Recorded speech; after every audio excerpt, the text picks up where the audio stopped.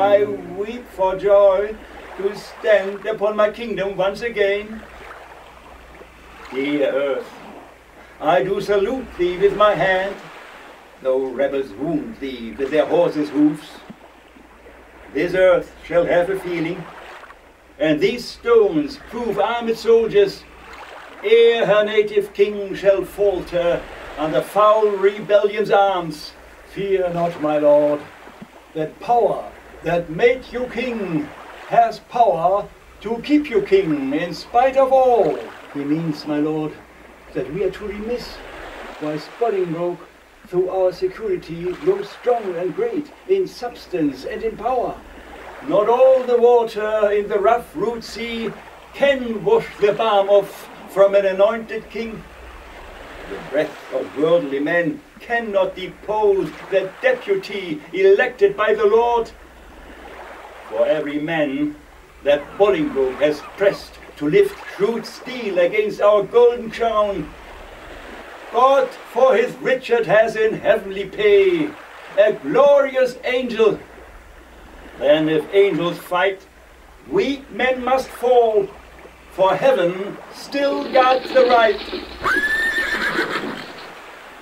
Welcome, my lord. How far flies your power? Nor near, nor farther off, my gracious lord, than this weak arm. This comfort guides my tongue, and bids me speak of nothing but despair. One day too late, I fear me, noble lord, hath clouded all thy happy days on earth.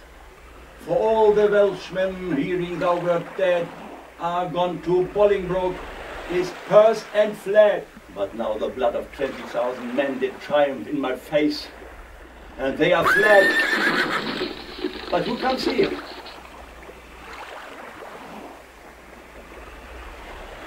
More health and happiness betide my liege, then can my care-tuned tongue deliver him. Both young and old rebel, and all goes worse than I have power to tell. Where is the Earl of Wiltshire? Where is Bagot? What is become of Bushy? Where is Greene? That they have let the dangerous enemy measure our confines with such peaceful steps. O villains, vipers, damned without redemption! Those whom you curse have felt the worst of death's destroying wound, and lie full low, grave in the hollow ground. Is Bushy, Greene, and the Earl of Wiltshire dead? Aye, all of them at Bristol lost their heads. Where is the Duke, my father, with his power? No matter where. Of comfort no man speak. Let's talk of graves and worms and epitaphs. Make dust our paper, and with rainy eyes write sorrow on the bosom of the earth. Let's choose executors and talk of wills, and yet not so. For what can we bequeath save our deposit bodies to the ground? Our lands, our lives, and all are Bolingbroke's, and nothing can we call our own but death, and that small model of the barren earth which serves as paste and cover to our bones. For God's sake, let us sit upon the ground and tell sad stories of the death of kings. For some have been deposed, some slain in war, some haunted by the ghost they have deposed, some poisoned by their wives, some sleeping killed, all murdered.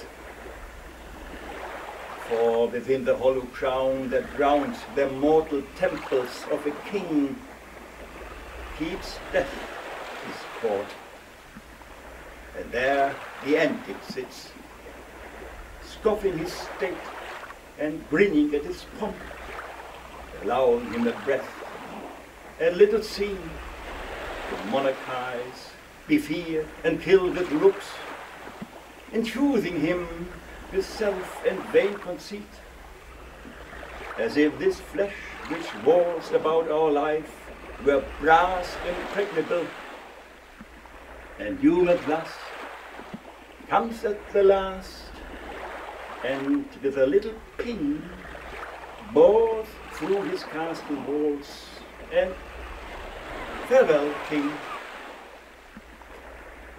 Cover your heads, and mock not flesh and blood with solemn reverence. Throw away respect, tradition, form, and ceremonious duty. For you have but mistook me all this while. I live with bread like you, feel want, taste grief, need friends.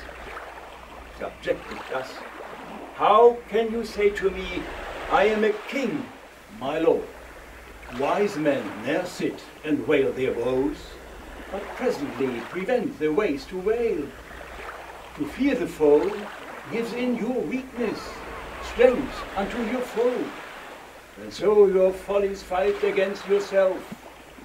Fear and be slain, no worth can come to fight, and fight and die is death, destroying death. Your fearing dying pays death, servile breath. My father has a power. Inquire of him and learn to make a body of a limb. Thou chidest me well.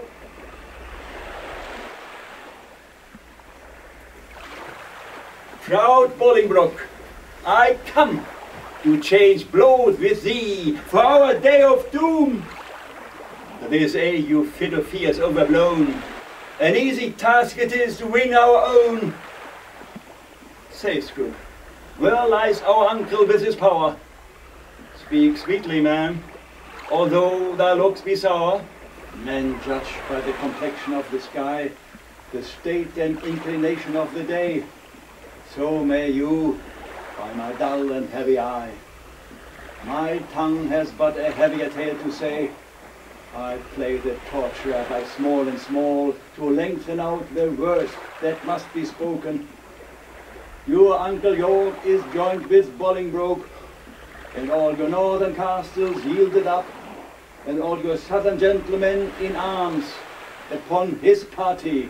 Thou hast said enough. Beshrew me, cousin, which didst lead me forth of that sweet way I was into despair. What say you now? What comfort have we now? By heaven, I hate him everlastingly that bids me be of comfort any more. Go to Flint Castle, there I'll pine away. A king woe slave shall kingly woe obey. That power have discharge, and let them go to either land that has some hope to grow. For I have none. Let no man speak again to alter this, for counsel is but vain. My liege, one word. He does me double wrong, that wounds me with the flatteries of his tongue. Discharge my followers, let them hence away, from Richard's night to Bolingbroke's fair day.